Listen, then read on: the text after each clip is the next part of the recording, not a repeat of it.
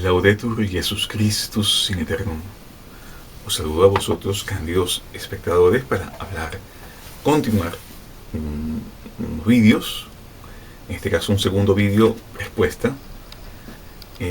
Espero no, al menos no con la encíclica Aecinadum Gentium, continuar respondiendo acusaciones contra un servidor, contra nuestra posición teológica, que es el sevacantismo con una modalidad conclavista, pero no, de conclavismo hablaremos luego, en otros vídeos.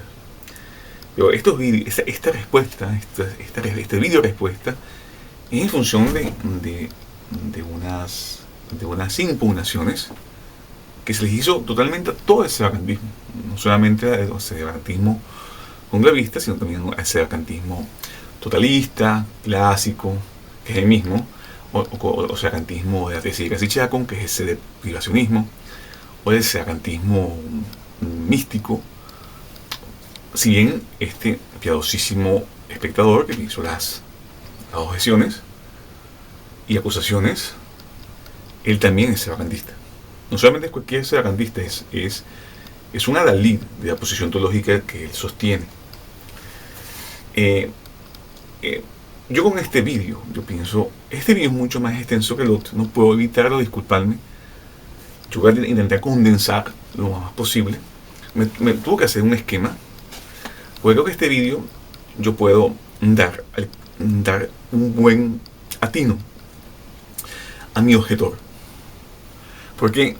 Porque tenemos que saber distinguir, como siempre lo he dicho, lo voy a decir muchas veces en mi vida, tenemos que saber distinguir quien está en la crisis eclesiástica, quien se ha dado cuenta de este desastre que ha provocado el Concilio Vaticano II. Debemos distinguir entre muchas cosas, pero sobre todo que nos atañe al presente momento, la diferencia entre derecho divino y derecho eclesiástico. Esta encíclica, Aecinadum Gentium, que se usó para atacar la posibilidad de haber jerarquía en la actual sede vacante, ella posee derecho divino, vaya que lo posee, y derecho eclesiástico, incluso para una época determinada de historia de la Iglesia, que en este caso fue para una comunidad china, a mediados del siglo XX. Aunque esas modalidades de disciplina, esas exhortaciones de organización, ellas no pueden disociarse del derecho divino. Algunas. Y eso nos atañe directamente al sevacantismo. ¿Por qué? Porque igual que los chinos, incluso yo creo que estamos peor que ellos. Ellos al menos tenían obispos que, si bien estaban metidos en este problema de las tres autonomías que nos elegía, que condena esta encíclica, Aecinadum Gentium, no es menos cierto que ellos tenían en sus obispos fieles, como ellos mismos asumen, la Santa Sede asume que existen jerarquía fiel todavía en China para la época. Tenían clero con misión claramente instituida, formalmente, ordinariamente. Nosotros no tenemos esa cosa. No tenemos de forma tan explícita, pero la tenemos de forma fáctica, por derecho divino. Tenemos verdaderos obispos, verdadera jurisdicción, precaria, pero tenemos jurisdicción. Y yo puedo hacer una conclusión al final, no puedo extenderme en este punto, que queda entendido esto. Pero esta encíclica, yo hice un esquema de un solo, en este punto, de que la Santa Sede le dice a los chinos, por ende también nos dice a la Iglesia, que ser autónomo en la Iglesia Católica no significa separado de Roma. Entonces, nuestros objetores, que son este movimiento sedefinista, que no cree en la jerarquía, no en la actual, ellos creen que está cerrada toda posibilidad de haber obispos, por ende, posibilidad incluso de haber Eucaristía. Bueno, en fin, ese no es el tema, pero es para que estemos un poco en contexto de quiénes son nuestros objetores y qué es lo que nos plantea la Iglesia Católica, en este caso la Santa Sede, que es el mayor exponente de la Iglesia Católica, que nos dice que ser autónomo no significa ser separado de Roma. Entonces, los sedefinistas, que son los que me hicieron la objeción, asumen siempre esa estandarte de que ellos son los que están más unidos al Papa. Entonces, como dice el Papa, la unión con Roma, que se asume la unión con el papado, o con el primaz, o con el primado, que eso es un tema que es una distinción innecesaria. No lo voy a abordar en estos momentos porque más adelante se va a clarificar con las propias palabras del Papa. La unión con Roma y el gobierno jerárquico. No puede haber una unión con Roma si no hay un gobierno jerárquico. Y no puedo pretender en ser vacante tener un gobierno jerárquico, así sea imperfecto, sin estar unido con Roma. ¿Alguien me puede decir a mí? Entonces tiene que estar unido con los reclamantes del trono que están en los espacios del Vaticano. No necesariamente, porque yo no puedo estar unido con herejes públicos, ¿no? Y la teología católica me enseña que un papa hereje no es papa. Así como un hombre muerto no es hombre, un papa hereje no es papa. Eso dice San Antonino, doctor de la Iglesia. Aunque la mejor tesis vacantista la tiene San Roberto Bellarmino, doctor de la Iglesia, doctor de la controversia. Entonces, sabiendo estas cosas, no hay papa, estamos en un interregnum. Ellos están ahí, tenemos varios reclamantes del papado. Incluso hay unos que viven en los propios espacios de nuestras sedes autoridades católicas, en los espacios de la Santa Sede. Ellos son unos reclamantes al trono, allá ellos, con su nueva teología, condenada ya previamente por la Iglesia.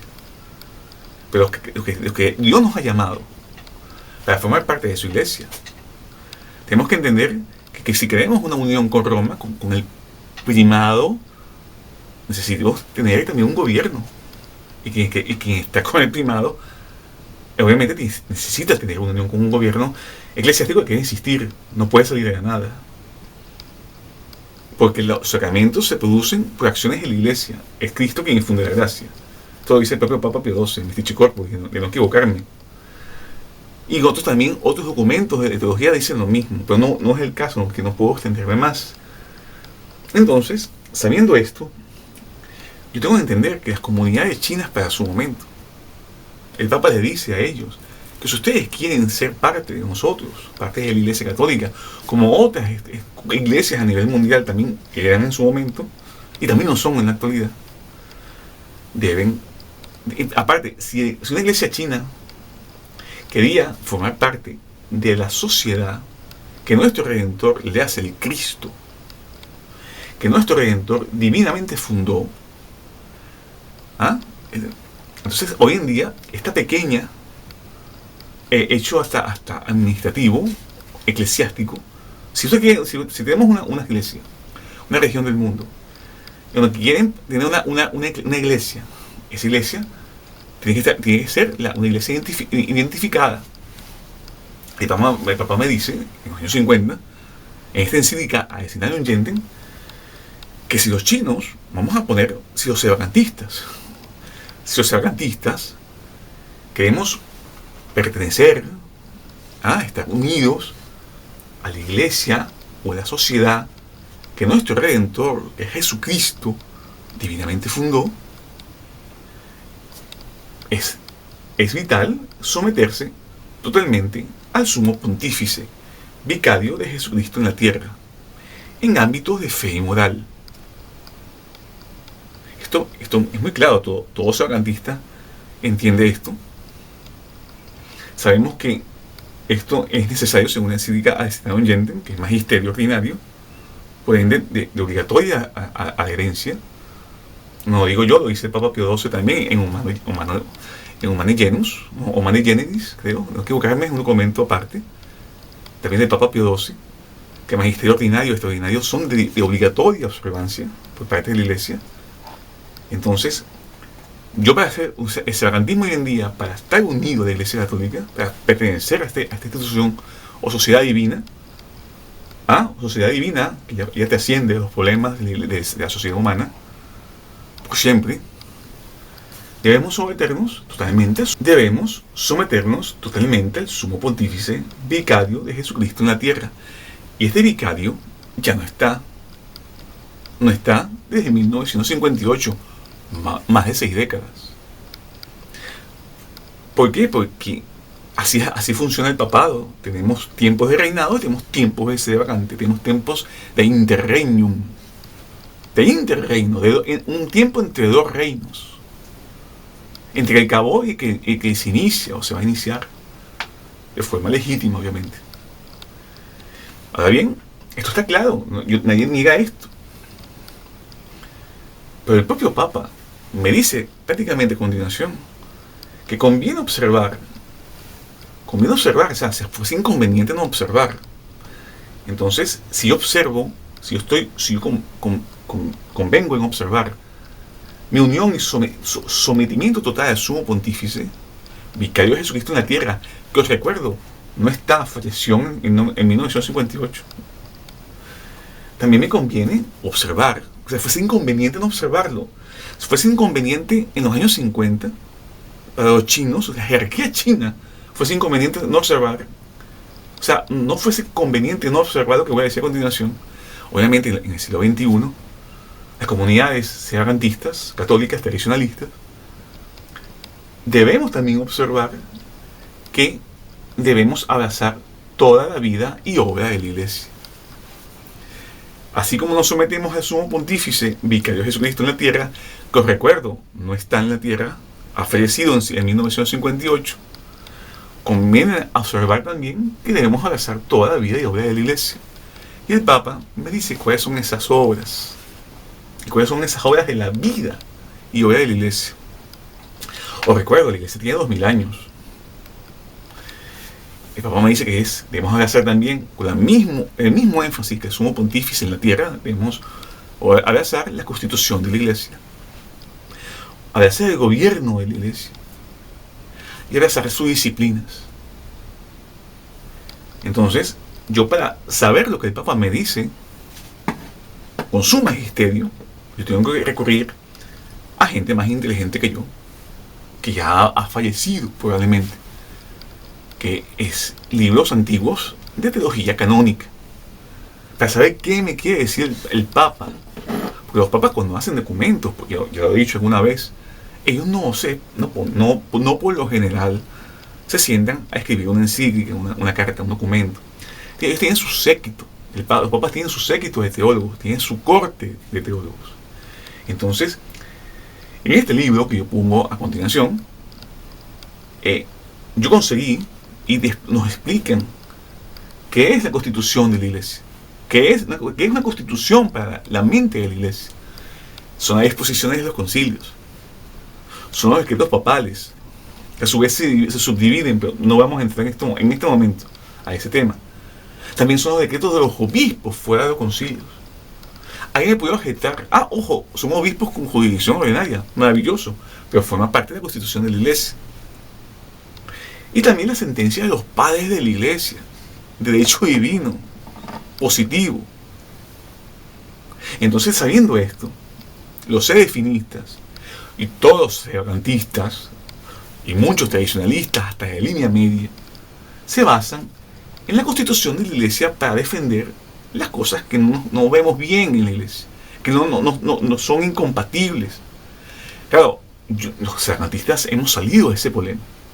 Nosotros entendemos que estos nuevos reclamantes al trono, desde 1958, de octubre de 1958, de la muerte de su santidad Pío XII, hasta actual habitante, reclamante del trono del año 2021 de la sede petrina, de los espacios físicos de la sede petrina, son reclamantes del trono que se equivocan a diario por más de 60 años en materia de religión. Y apostatas no se cansan de equivocarse, no se cansan de recordar documentos heréticos como los remitidos por el Concilio del Vaticano II. Entonces, toda la tradición en la Iglesia, desde la línea media hasta los sedefinistas, usan los decretos, la constitución de la Iglesia para sostener su discurso y sus posiciones y conclusiones teológicas. Y entre esas constituciones, y ya dije, la constitución de la Iglesia se subdivide en 4 puntos, ya dije, disposiciones de los concilios, conclusiones de los 20 concilios ecuménicos de la Iglesia.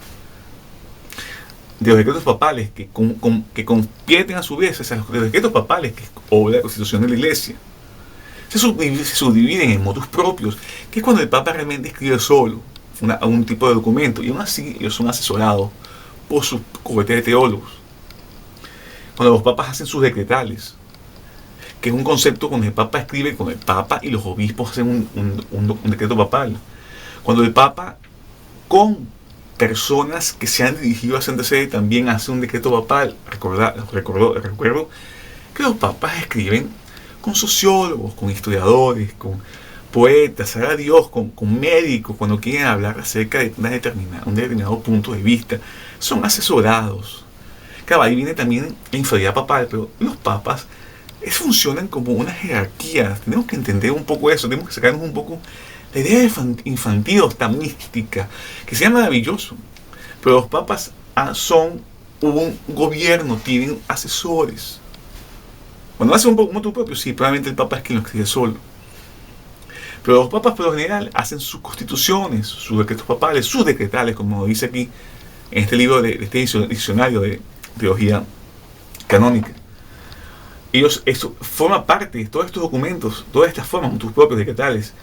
El Papa más los obispos, el Papa más otras personas que se dirigen a la Santa Sede, forman parte de la Constitución de la Iglesia, como lo dice el Papa Pío XII en la encíclica Aecinarium Gentium. Y si no abrazo esta vida y obra de la Iglesia, si no los abrazo, entonces tampoco estoy sometido al Papa.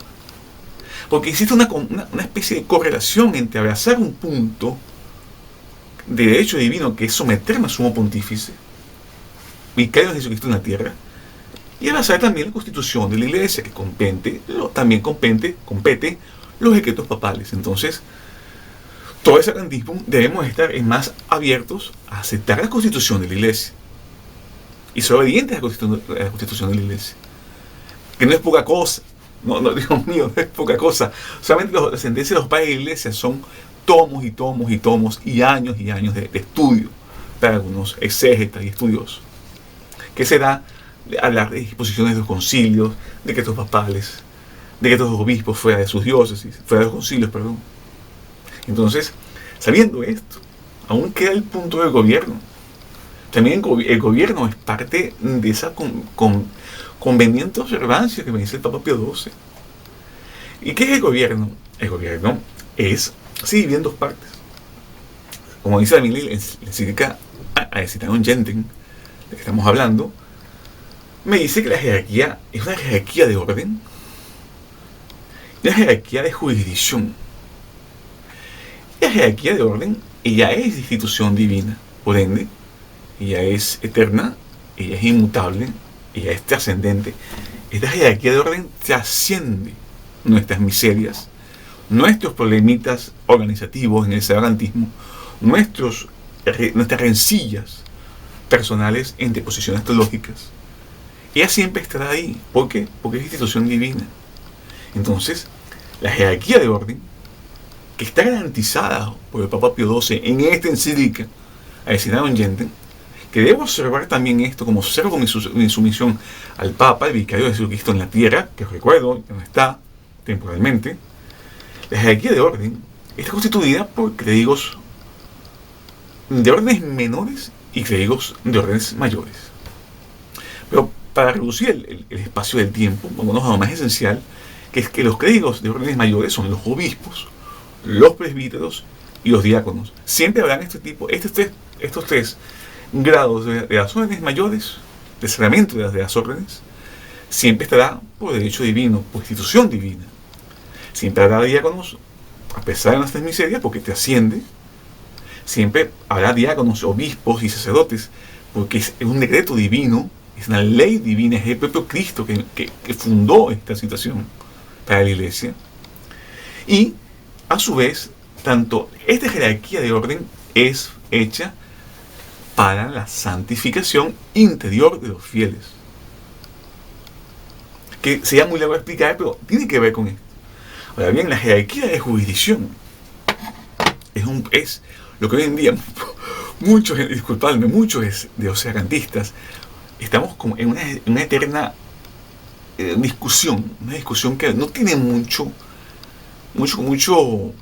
consenso, pero ellos vamos enfocados hacia una misma situación, que no viene el caso de explicar, porque también hay vídeo muy largo, pero la jerarquía de jurisdicción cabe destacar que ya es de institución eclesiástica. Y nos gusta, ¿no? El Papa me lo dice. Y también los libros el libro que tengo yo, que antiguo, de teología canónica, es que necesito hablar de estas cosas porque el Papa me lo plantea en la encíclica, me lo plantea de forma de enunciado. Pero como yo no soy teólogo, necesito recurrir a libros antiguos de diccionarios para entender qué es lo que me dice el Papa. Pero los chinos entendieron eso en su momento, también lo entendieron toda la iglesia. Y a mí hoy en día, en el siglo XXI, me conviene entender, para aplicarlo a mi problema personal de la iglesia.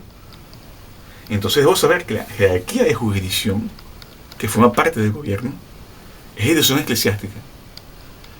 Toda institución eclesiástica ya tiene, dependiendo del derecho eclesiástico, que eso es un derecho canónico, eso puede variar o no, pero puede, por lo general, varía según unos tiempos y necesidades de la iglesia. Y está constituido por el Papa, que es jerarquía de jurisdicción.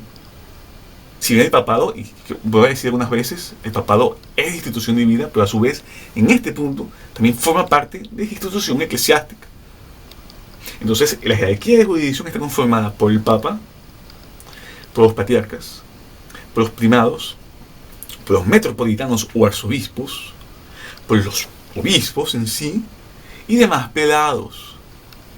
Le hace arquidiáconos, que tenían un gran poder de jurisdicción. Entonces, esta estructura que acabo de comentar es para la santificación exterior de los fieles. Entonces tenemos en el gobierno de la iglesia, que es necesario de conveniente observancia, tanto como está sujeto al vicario de Jesucristo en la tierra, que ya no está temporalmente. Ese gobierno está dividido en jerarquía de orden, que es institución divina, y de jerarquía de jurisdicción, de institución eclesiástica, que puede variar y en estos momentos está bastante suspendida, o totalmente suspendida, a causa de la ausencia del sumo pontífice en la tierra. Y es interesante esto porque lo que queda hoy en día es la jerarquía de orden, que no puede cambiar, y es para la santificación de los interiores de los fieles, ya sea para recibir sacramentos, sobre todo la Eucaristía. Que hablaremos otros vídeos acerca de la ausencia de Eucaristía en comunidades católicas, pero no nos conviene, no nos compete hablar en estos momentos. Debemos saber entonces que para ser católico, para mi iglesia sacramentista, mi comunidad eclesiástica, sea donde esté, si fue bueno para los chinos, es bueno para nosotros. Yo necesito abrazar, someterme totalmente al sumo pontífice vicario de Jesucristo en la tierra. Os recuerdo que no está. Necesito también, conviene observar, como me dice el Papa, en la misma encíclica, debo abrazar toda la vida y obra de la iglesia, que es su constitución, que ya hablamos del tema. El gobierno, que acabamos de hablar, que es jerarquía de orden y jerarquía de jurisdicción.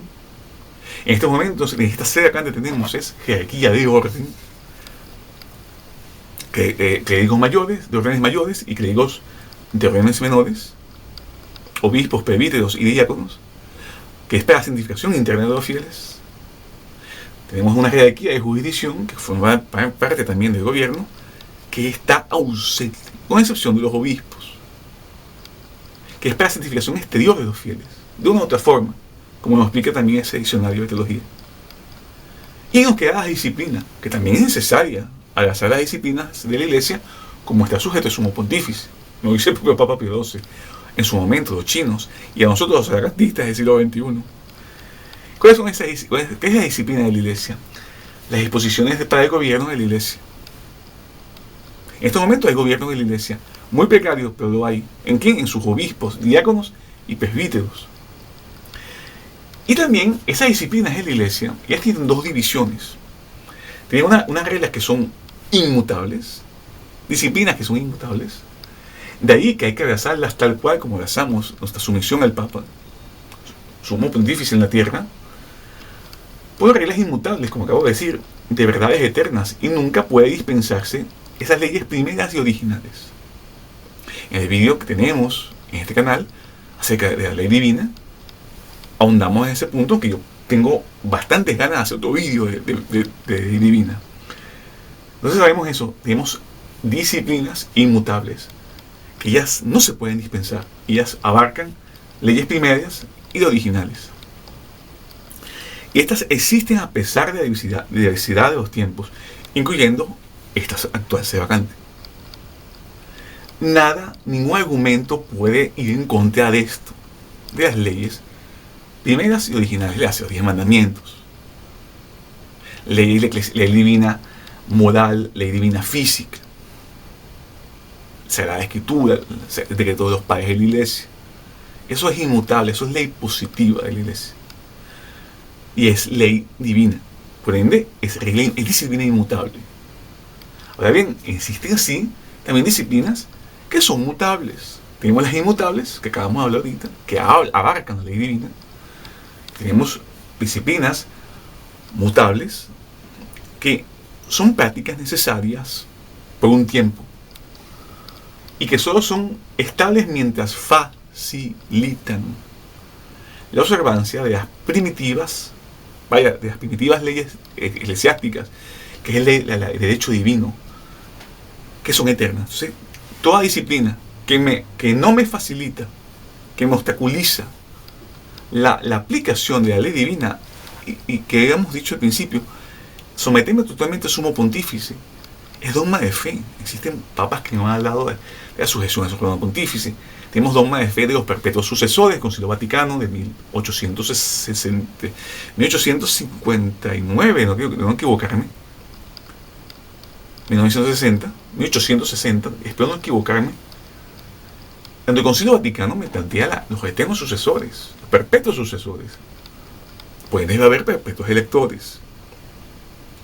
El papado los sucesores de San Pedro deben existir en la Iglesia, son de derecho divino, por ende, toda disciplina, así la ha hecho un papa.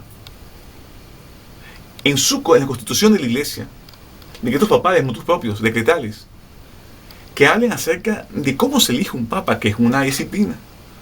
Antes los papas eran electos por los sacerdotes y el pueblo, que ha mudado hasta tener un colegio cardenalicio muy bien estructurado. Tenemos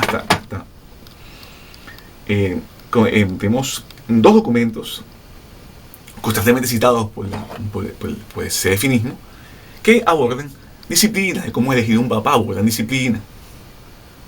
Por más que tengan la autoridad y el sello, ellos hablan sí con la autoridad de peso del Vaticano, de la Santa Sede, del sumo pontífice, vicario de Jesucristo en la tierra. Sí, con esa autoridad, él emplea disciplinas de la Iglesia, como por ejemplo hacer un conclave, que en estos momentos, esos documentos que poseen disciplina, como la Vacantes Apostolicis Sedis, en estos momentos, ellas no facilitan la observancia de las leyes primitivas como tener el Papa.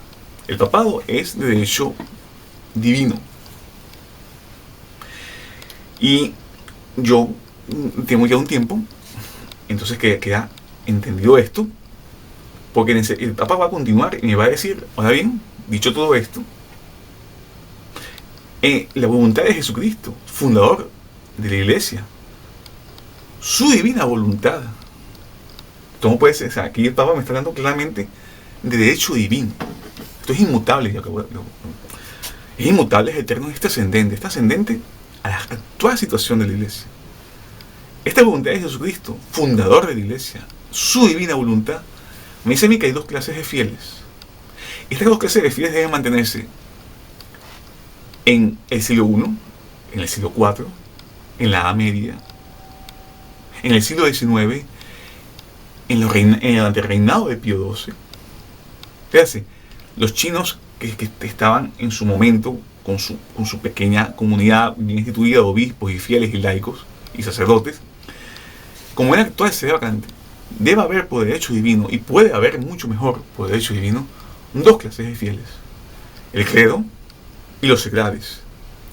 No puede haber una iglesia solamente de seglares, olvidados. Eso no es católico, no debe ser tan slick, que me usaban para atacarme, para llamarme de jansenista, llamaron un servidor me llamaron de jansenista, me llamaron prácticamente miembro del Sínodo de Pistoia, me llamaron cismático. ¿Cismático con quién? ¿Con quién?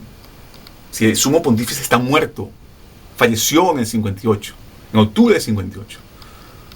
Ser cismático en la comunidad vuestra iglesia. Ahí yo soy cismático. Sí, gracias a Dios, soy cismático en vuestra comunidad. Pero no en la Iglesia Católica. No en la Iglesia divinamente fundada, esa sociedad fundada por nuestro Redentor. Que me pide a mí, sí, someterme al sumo pontífice, vicario de Jesucristo en la tierra, que ha fallecido. Y yo estoy en una posición teológica que abordamos la posibilidad de volver a tenerlo entre nosotros. Y si no estoy convenientemente observando también la vida y obra de la Iglesia, entonces no estoy tampoco sometido al sumo pontífice. Y la vida de la Iglesia, vida y obra de la Iglesia, es la Constitución, que está en los decretos papales, entre otras cosas. Está el gobierno, que ya lo dije, y está la disciplina. Cuando se habla de gobierno, hablamos prácticamente de obispos y sacerdotes. No puede haber una sujeción al Romano Pontífice, o sea, al primado, que es hecho eterno, que hoy en día se encuentra un vivo, y siempre lo estará. Habíamos hablado que el primado de San Pedro, él es de derecho divino, él siempre estará ahí, presente. ¿Por qué? Porque más adelante, esta encíclica, Aecinagum Gentium, él me lo va a explicar, me lo va a nombrar muy subgéneris. Entonces, como cuando se mueve un papa, cuando el sumo pontífice fallece, la visibilidad de la iglesia no termina. Por ende, tampoco el papado termina. Queda el primado. Que han fallecido es el primaz. Como en este caso, el sumo pontífice, vicario de Jesucristo en la tierra, ha fallecido, según la exposición teológica nuestra, como la de otros adventistas, la mayoría, en 1958, en octubre de 1958. Entonces, retomando este tema, sí, obviamente, un servidor es cismático, pero de ciertas posiciones teológicas. No formo parte de ellas. Y gracias a Dios que no la formo.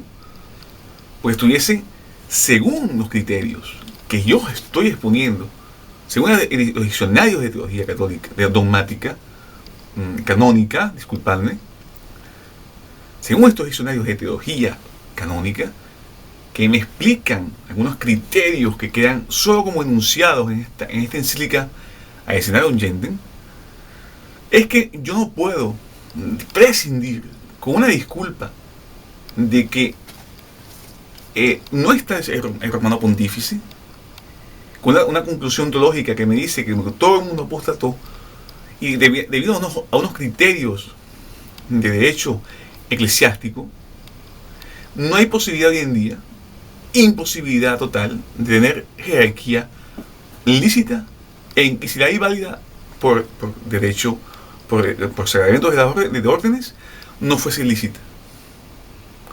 Esta encíclica me dice a mí que sí o sí, por derecho divino, debe haber dos clases de fieles, por divina voluntad de Jesucristo. Esas dos clases de fieles es el clero, que es una jerarquía como de gobierno, en su jerarquía de orden y su jerarquía de jurisdicción, sobre todo de jurisdicción, ese es el clero, y los seglares, que somos todos los demás. No puede haber una iglesia sin clero y una iglesia sin seglares. Y, continuando, pues yo hice un esquema de un solo párrafo, que yo creo que es el más crucial, que fue que se usó en contra de un servidor, en contra realmente de la posición teológica de un servidor, que es el conclavismo. También el Papa Pío XII me dice a mí que viene la gran digamos que la gran espada, o gran técnica, gran ataque, por decir así, de este piadosísimo espectador que nos hizo unas objeciones. La encíclica me dice que, insisto, una disposición divina.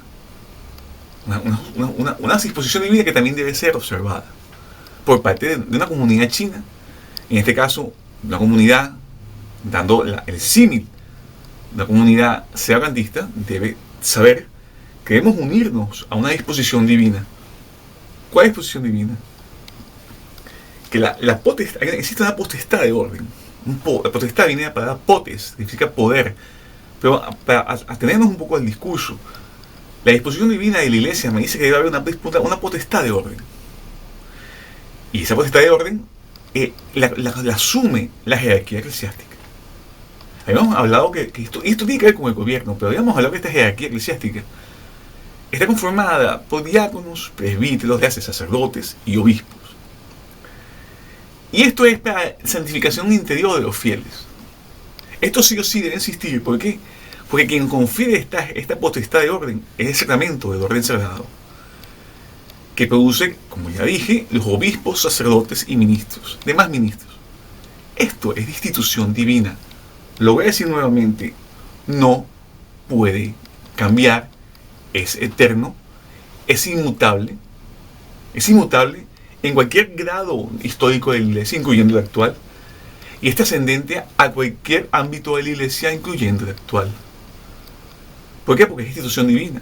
Entonces, sí o sí, esta disposición divina, que la jerarquía y poder de orden le hace la posibilidad de crear nuevos sacerdotes y obispos, está garantizada por la propia intención de Jesucristo, de una disposición divina. Pero es importante saber que el propio Papa me hace una distinción, que le dice a los chinos, al clero chino, que tienen estas ideas, las tres autonomías. En este caso, una autonomía de gobierno jerárquico. El Papa especifica, Papa Pío XII, que esta disposición divina también es de derecho divino una potestad de jurisdicción, que la recibe el sumo pontífice. Esto es interesante. El sumo pontífice, el vicario de Jesucristo en la tierra, él recibe su poder de jurisdicción propiamente, el papado lo recibe por derecho divino, por el propio Cristo. No se da su sucesor, no se da otro hombre. Él recibe ese cargo de tener una potestad de jurisdicción por derecho divino, acordados del primado. Ese primado produce, por diferentes circunstancias de elección, a lo largo de la historia, ha producido sumos pontífices, ha producido un vicario de Jesucristo en la tierra. Por formas disciplinarias, cuando se escoge un papa, este sumo pontífice recibe la potestad de jurisdicción. Ahora bien, esa potestad de jurisdicción también es institución divina, es importante todo esto. Es hombre revestido de una autoridad suprema, por derecho divino. Ahora bien, es el Papa que a través de él, como me dice el Papa Pío II, a través del sumo pontífice, vicario de Jesucristo en la tierra, que os recuerdo que no está, ha fallecido. Esa potestad de jurisdicción pasa, solamente es mediante él, para crear una santificación externa de los fieles, que son los cargos, para dar una potestad de jurisdicción, un poder de jurisdicción, un poder de mando en la iglesia, que es para crear los patriarcas, es para crear los metropolitanos o arzobispos, para crear los demás plegados y para crear también obispos. ¿Pero por qué? Como obispos con una jurisdicción, un poder de jurisdicción ordinaria, que no lo habla aquí la encíclica, no propiamente dicho. Ahora bien, nos gusta o no, la teología de derecho canónico nos dice que estos grados, que el episcopado y los otros clérigos, que también es institución divina, pero ellos adquieren unas investiduras de poder ordinario, que es de institución eclesiástica. Porque al principio de la iglesia no habían patriarcas, ni habían metropolitanos, ni habían arzobispos, ni habían demás prelados. Estos cargos se fueron dando a lo largo de la iglesia, de la historia de la iglesia, para su gobierno. Pero es interesante saber que el Papa, si bien también es de institución eclesiástica, porque es electo, el Papa se elige de una u otra forma. En algún punto de la historia de la iglesia se eligieron los papas con el pueblo de los presbíteros. Otras veces por aclamación popular, por el clero y presbíteros. Hasta llegó un punto donde se escogía, pero los cabildos, incluso hasta y reyes, podían intervenir muchísimo para escoger un papa. Hoy en día, de un tiempo para acá, se usa el colegio cardinalicio, que ya no está. Sí, está un colegio cardinalicio que ellos reclaman, como dije antes de este corte, los cardenales que existen hoy en día, que son reconocidos por la autoridad secular, y por el universo mundo de personas que creen que los ocupantes de la actual sede petrina son los cardenales con jurisdicción y son cardenales legítimos, cosa que teológicamente no es así. Esas personas pertenecen a una religión católica que fue fundada en 1965 con la promulgación de todos esos 16 documentos, con el final del Concilio Vaticano II, que crea una nueva iglesia, que es la iglesia del Lumen Gentium. Si bien la iglesia del Vaticano II, como fenómeno histórico, pero ellos hicieron la constitución apostólica, que eso se da para otro tema, donde generan una nueva iglesia, que es la católica, parecida en actos a la iglesia de otrora católica. Pero estos cargos que estamos hablando, y disculpadme, este paréntesis con el cardenalato. El cardenalato es algo no es relativamente reciente. Lleva media historia de la iglesia entre nosotros. Que al principio no se llamaban cardenales, se llamaban Consejo de la Iglesia Romana. Y se instaura aproximadamente en el siglo XI. Eran unos consejeros muy cercanos al Papa. Y de ahí se fue desenvolviendo con la visión que tenemos hoy en día de lo que es el cardenalato. Pero sabiendo esto, yo dije que, si bien es cierto que el Papa, al ser electo, él pertenece, esa elección, pertenece a la institución eclesiástica, por ende es mudable la forma en que se escoge el Papa, y de la forma en que nace el Papa, nace por institución eclesiástica, no es menos cierto que en sí el Papa también es de derecho divino. Entonces, tenemos que entender esto. El Papa pareciera que tuviese como una doble dependencia, una dependencia eclesiástica. Y esa organización eclesiástica lícita, legal, es quien produce al Papa. ¿Por quién? Por el primado que insiste por el derecho divino. Por el derecho divino, disculpadme. Sabiendo esto, prefiero hacer un resumen breve. Tenemos que entender esto, que existe una disposición divina por parte de Cristo que no puedo dispensarme. No se puede dispensar. El hecho de no tener el Papa ahorita no dispensa la divina voluntad de Cristo, como lo dice el Papa Pío XII en la encíclica Aecinadum Gentium. Entonces, esa disposición divina le plantea una potestad de orden, una jerarquía eclesiástica, una de potestad de orden y otra de potestad de jurisdicción. Y esa potestad de jurisdicción sí depende muchísimo del Papa. Pero esa jurisdicción del Papa, potestad de jurisdicción, que a su vez elige el Papa, a su vez, y esa jurisdicción de esa potestad de jurisdicción a través del Papa es quien crea los cargos que conocemos en la Iglesia, cargos de gobierno. Incluso esos obispos reciben esa potestad de jurisdicción en ciertos territorios. O sea, no se puede hacer hoy en día. Muy pocos sacramentistas asumen eso. Y sabemos que estos cargos son de institución eclesiástica, por ende son cambiables, pues están sujetos a mudanzas. Incluso la elección del Papa. Ya dije, la elección del Papa ha variado. O sea, antes del siglo XI, que no había colegio cardinalicio, ¿cómo se escogían al Papa? Se escogía como acabamos de decir. Hoy en día, en el siglo XXI, tenemos que volver a buscar una vía parecida, previa al siglo XI, para volver a restituir la jerarquía de forma ordinaria. Entonces, culminando, vamos a abarcar otro punto que también es de derecho divino con relación al Papa, que es el término de la obediencia del sucesor de San Pedro. Que también el Papa me habla en esta encíclica, Aecinadum Gentium. Sabemos que entonces que el sucesor de San Pedro, que está en la tierra, y ya no está, falleció en 1958. Lo que existen son otros reclamantes al trono, otras historias. Pero lo que nos compete a los verdaderos católicos, que somos los sedevacantistas, en teoría, sabemos que los sucesores de San Pedro, los papas, sabiendo esto, los sucesores de San Pedro, nosotros a ellos, tanto el clero como los fieles, le debemos obediencia. Eso es derecho divino. O sea, nosotros estamos sujetos.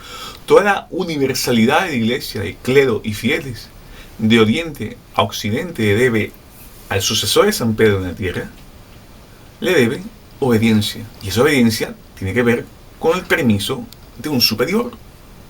Si necesito para tener obediencia a alguien, necesito tener un superior que no está. Porque acabamos de decir que nosotros estamos abrazando la constitución de la iglesia, que implica decretos papales, entre otras cosas.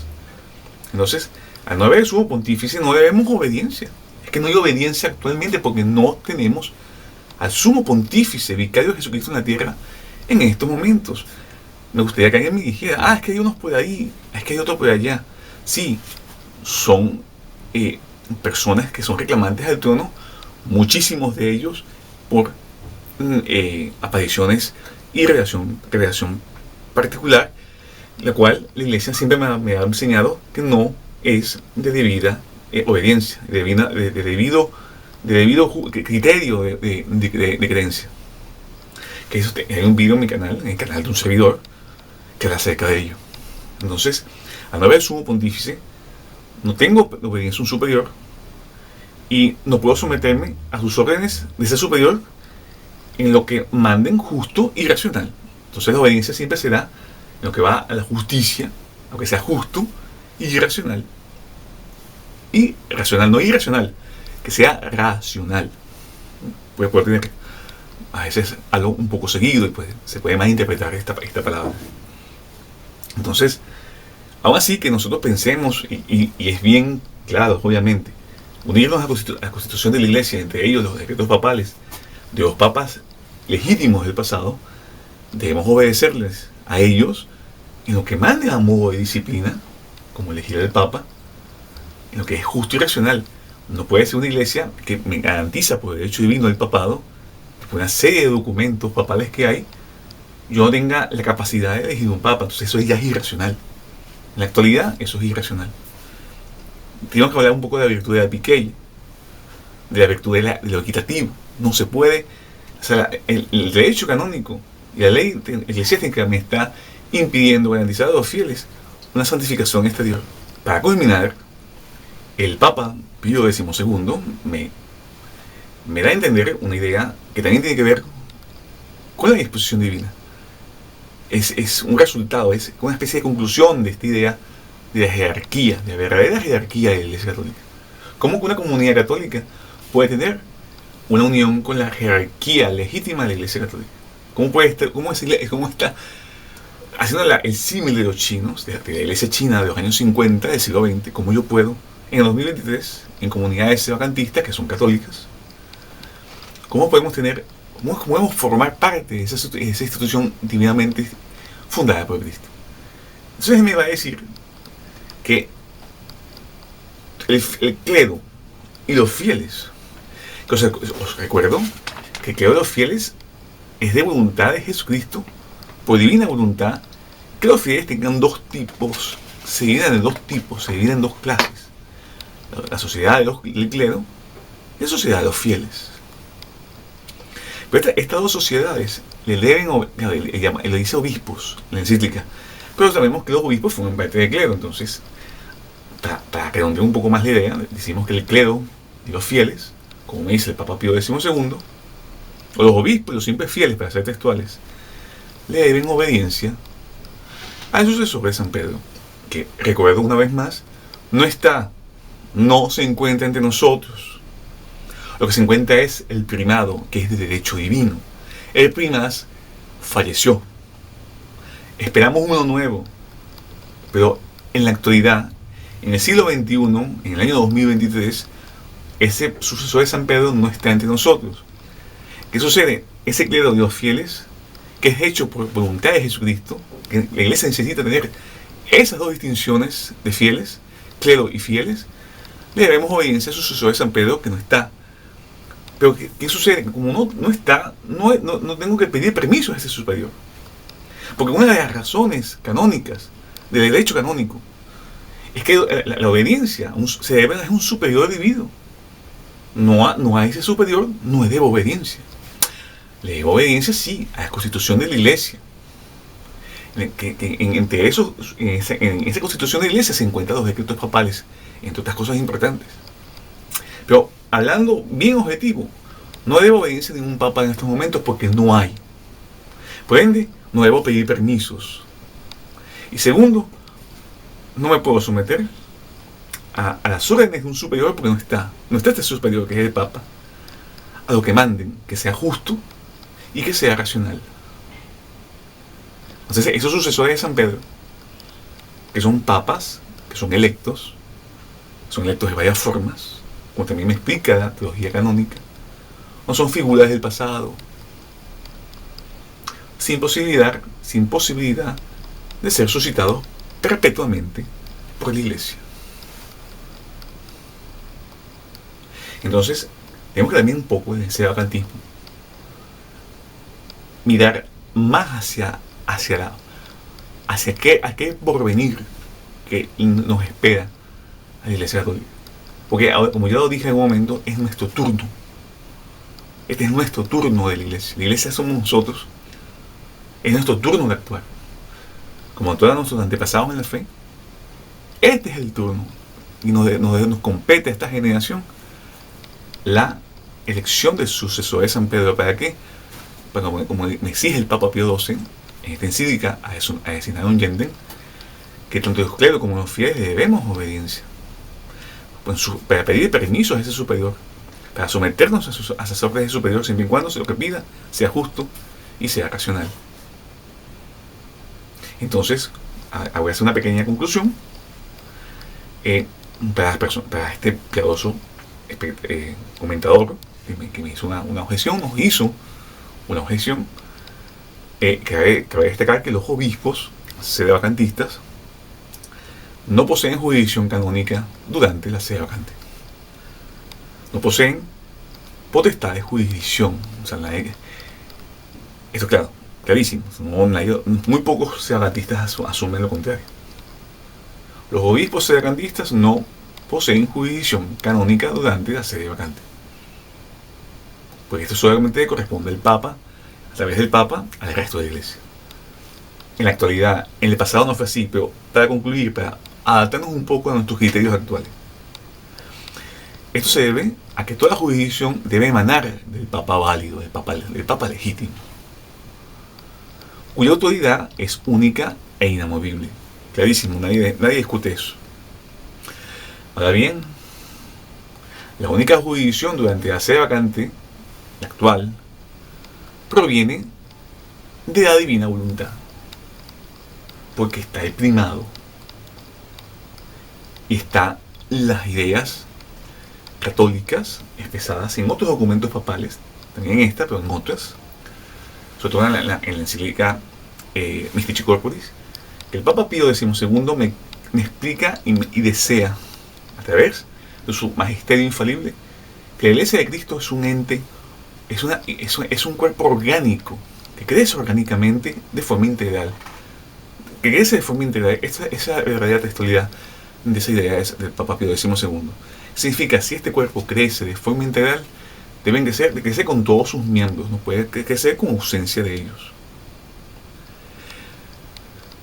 Y esa jurisdicción, que pasa que es de divina voluntad, que está ahorita, que los obispos tienen por potestad de orden, existe en la Iglesia Católica discusiones que no han sido totalmente zanjadas de si los obispos reciben, por el solo hecho de ser ordenados obispos, en su sacramento de orden, cuando reciben la potestad de orden, si reciben la jurisdicción, si la reciben una jurisdicción, solo que el papado se encarga de limitar esa jurisdicción universal de los obispos.